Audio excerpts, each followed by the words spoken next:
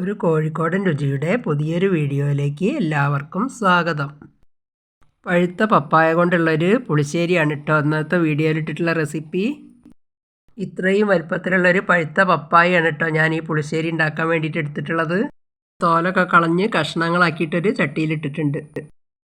ഇനി അതിലേക്ക് ഒരു 1/4 ടീസ്പൂണ് മഞ്ഞൾപ്പൊടി, ഒരു 1/2 ടീസ്പൂണ് ഉപ്പ്, പാകത്തിനുള്ള വെള്ളം ഒഴിച്ചിട്ട് ഒരു 1/4 ടീസ്പൂണ് മുളക് പൊടി ഇട്ടിട്ട് അടുപ്പത്ത് വയ്ക്കുക. കഷ്ണം വേകുമ്പോഴേക്കും ഇതിലേക്ക് അരപ്പ് തയ്യാറാക്കാനുള്ള പച്ചമുളക് പോയി പറിച്ച് കൊണ്ടുവരണം. അതിന് പച്ചമുളക് ചെടിയിൽ നിന്ന് ഒരു മുളക് കിട്ടി, ബാക്കിയൊക്കെ മൂത്ത് വരുന്നേ ഉള്ളൂ. ആ ഒരു മുളക് ഞാൻ പറിച്ചെടുത്ത് പോന്നിട്ടുണ്ട്. ഇനി പുളിശ്ശേരി ഉണ്ടാക്കാൻ ഒരു ഗ്ലാസ് തൈരാണ് കേട്ടോ ഞാൻ എടുത്തിട്ടുള്ളത്. പിന്നെ 1.5 കപ്പ് തേങ്ങ ചിരകിയത്, ഒരു 1/2 ടീസ്പൂണ് മഞ്ഞൾപ്പൊടി, ഒരു 1/4 ടീസ്പൂണ് ജീരകം, 3 പച്ചമുളകാണ് അരയ്ക്കാനായിട്ട് എടുത്തിട്ടുള്ളത്. ഇത് നല്ല പേസ്റ്റ് ആക്കിയിട്ട് അരച്ചെടുക്കണം കേട്ടോ. ഇനി അടുപ്പത്ത് വെച്ച കഷ്ണം എന്തിനോ നോക്കുക.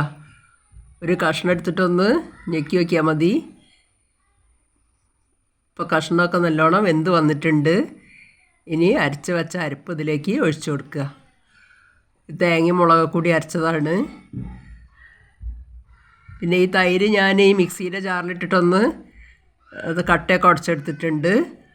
അതും ഇതിലേക്ക് ഒഴിച്ചു കൊടുക്കുക. ഇനിയൊക്കെ കൂടി നല്ലോണം ഒന്ന് ഇളക്കി യോജിപ്പിക്കുക. ഇനി കുറച്ച് കറിവേപ്പില ഇട്ട് കൊടുക്കുക. ഉപ്പ് പാകം നോക്കിയതിന് ശേഷം കുറച്ച് കുറവുണ്ടായിരുന്നു, അപ്പം ശേഷം ഉപ്പ് ഞാൻ ഇട്ട് കൊടുക്കുന്നുണ്ട്. ഇനി ഈ അരപ്പും തൈരൊക്കെ ഒഴിച്ചാൽ പിന്നെ വല്ലാതെ തിളപ്പിക്കരുത് കേട്ടോ. ആ തള ഇങ്ങനെ വരുന്ന സമയത്ത് ഗ്യാസ് ഓഫാക്കണം. ഇപ്പം പുളിശ്ശേരി നല്ലോണം തള വരാനായിട്ടുണ്ട്. അപ്പോഴേക്കും ഗ്യാസ് ഓഫാക്കുക. അങ്ങനെ തിളച്ച് മറിയാൻ നിൽക്കരുത് കേട്ടോ. ഇനി ഇതിലേക്കൊരു വറവ് ചേർത്തി കൊടുക്കണം. അതിന് ചീനച്ചട്ടി അടുപ്പത്ത് വയ്ക്കുക. 2 ടേബിൾ സ്പൂൺ വെളിച്ചെണ്ണ ഒഴിച്ചു കൊടുക്കുക. വെളിച്ചെണ്ണ ചൂടായി വരുന്ന സമയത്ത് 1 ടീസ്പൂണ് കടുകിട്ട് പൊട്ടിക്കുക. ഇപ്പോൾ കടുക് പൊട്ടി വന്നിട്ടുണ്ട്. ഒരു 1/4 ടീസ്പൂണ് ഉലുവ ഇട്ടിട്ടൊന്ന് മൂപ്പിക്കുക. ഉലുവ മൂത്ത് വന്നിട്ടുണ്ട്. ഇനി അതിലേക്ക് ഒരു 3 വറ്റൽമുളകും കുറച്ച് കറിവേപ്പില ഇട്ടിട്ട് ഒന്ന് മൂത്തതിന് ശേഷം കറിയിലേക്ക് ഒഴിച്ചു കൊടുക്കുക.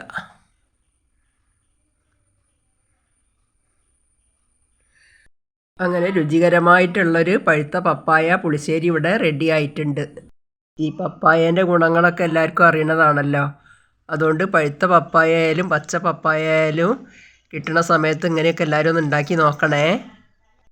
ഈ വീഡിയോ ഇഷ്ടപ്പെടുകയാണെങ്കിൽ ലൈക്ക്, ഷെയർ, സബ്സ്ക്രൈബ് ഒന്നും ചെയ്യാൻ മറക്കരുത് കേട്ടോ. അഭിപ്രായം അറിയിക്കണേ.